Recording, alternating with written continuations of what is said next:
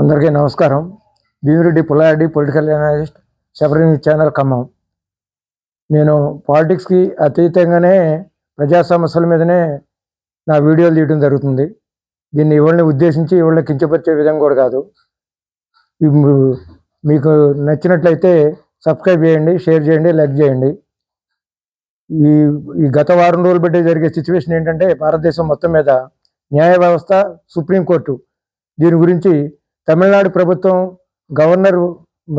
ప్రభుత్వం శాసనసభ ఆమోదించిన 8 బిల్లుల గురించి గవర్నరు సంవత్సరాల కొద్దీ పెండింగ్ పెట్టిన వాటి గురించి, రాష్ట్రపతి ఆమోదం కోసం పంపిన వాటి గురించి సుప్రీంకోర్టులో తమిళనాడు ప్రభుత్వం సవాల్ చేసిన దాని కారణంగా సుప్రీంకోర్టు దీన్ని కేసు చారిత్రాత్మక ఇవ్వడం జరిగింది.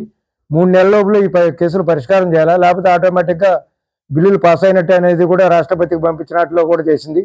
అట్నే తమిళనాడు ప్రభుత్వం 8 బిల్లులు పాస్ చేయడం కూడా జరిగింది. గవర్నర్ల వ్యవస్థ మితిమీరి చేయడం జరుగుతుంది. లోగర్ కూడా తెలంగాణ గవర్నమెంట్లో కూడా తమిళనాడు గారు అదే పని చేసింది. రాష్ట్ర ప్రభుత్వం సిఫార్సు చేసిన క్యాబినెట్ ఆఫర్ చేసిన ఎమ్మెల్సీలు ఇద్దరిని కూడా రిజెక్ట్ చేయడం జరిగింది. కాబట్టి బిల్లులు ఈ విధంగా చేయడం మరొకటి ఉంది. అట్లా కేరళలో కూడా పక్షపాతం వస్తున్నారు. బెంగాల్లో కూడా అదే పరిస్థితి ఉంది. కేంద్ర ప్రభుత్వానికి వ్యతిరేకంగా పాలనలో ఉన్న చోట్ల కూడా ఉంది. ఢిల్లీ ముఖ్యమంత్రి గారు అయితే అరవింద్ కేజ్రీవాల్ మీద లిక్కర్ కుంభకోణాలకని ఆ కేసులను పెట్టి కేంద్ర ప్రభుత్వం ఈడీ కేసులు పెట్టి సంవత్సరాల పొంది జైల్లో పెట్టారు. ఈ విధంగా గవర్నర్ల పెత్తనం అనేది కేంద్ర ప్రభుత్వం కీలుబొమ్మలుగా అయితే రాష్ట్ర ప్రభుత్వాలని ఇష్టం వచ్చినట్టు ప్రతిపక్షాలు 2 చోట్ల ఇష్టం వచ్చినట్టు చేయడం మొదలుపెట్టినాయి. ఇది ప్రజాస్వామిక సుప్రీంకోర్టు తీర్పు ఒక తీరుగా చారిత్రాత్మక తీర్పు అనేది చేయాలి గవర్నర్ల విషయంలో ఇప్పటి వరకు చేసిన దాంట్లో కూడా. కాబట్టి ఇప్పుడైనా కూడా విషయం ఏంటంటే, సెక్యులర్ స్టేట్ భారతదేశం సెక్యులర్ స్టేట్, ప్రజాస్వామ్య దేశంలో అన్ని మతాలు అన్ని కులాలు ఉండాలా, అందరూ సామాజిక న్యాయం ఉండాలా. ఆ విధంగా చేయకుండా గవర్నర్లు వారి ఇష్టానుసారం ప్రభుత్వ పాలన సాగనకుండా వాళ్ళు ఇష్టం వచ్చినట్టు చేస్తే ఇది సుప్రీంకోర్టు ఒక తీరుగా ప్రభుత్వానికి, కేంద్ర ప్రభుత్వానికి కూడా గొడ్డలు పెట్టి అనుకోవాల్సిందే పరిస్థితి కూడా ఉంది.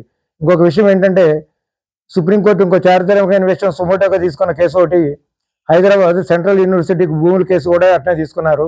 చెట్లు నరికి, అది ప్రభుత్వం అందా తెలీదు, భూమి ఇవ్వడం వరకు సెంట్రల్ యూనివర్సిటీ తెలీదు, కేంద్ర ప్రభుత్వం భూమి తెలీదు.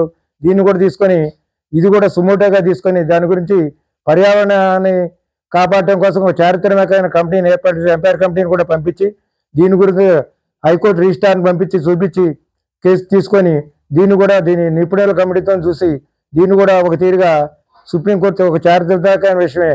పబ్లిక్ తరఫున పోట్లాడడానికి పర్యావరణం ఖరాబ్ అయిపోతుంది. ఇవాళ కూడా వేల మంది నడుగుతున్నారు, రాయిట్లు నడుగుతున్నారు. ఇవాళ కూడా పట్టించుకోకపోవడం వల్ల ఈ సుప్రీంకోర్టు తీసుకున్న ఈ నిర్ణయం కూడా చారిత్రాత్మక తీర్పునే భావించాలా. కేంద్ర రాష్ట్ర ప్రభుత్వాలు కూడా పాలన మీద దృష్టి పెట్టాలా, ఇతర పార్టీల మీద విమర్శన చేయటం కూడా మానుకోవాలా.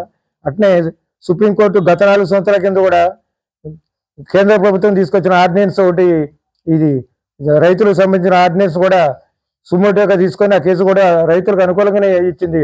ఆ పంజాబ్ ఉద్యమం కూడా ఇది కూడా ఒక తీరుగా ప్రజాస్వామ్యాన్ని కాపాడటానికి ఒక న్యాయ వ్యవస్థలో సుప్రీంకోర్టు తీర్పులు ఈ మధ్యకాలంలో ఇచ్చిన కొద్దిగా ఒక మంచి శుభపరిణామని ఈ విధంగా కోరుకుంటూ మరొక వీడియోలో మీ ముందుకు వస్తానంటే మీ భీమిరెడ్డి పుల్లారెడ్డి.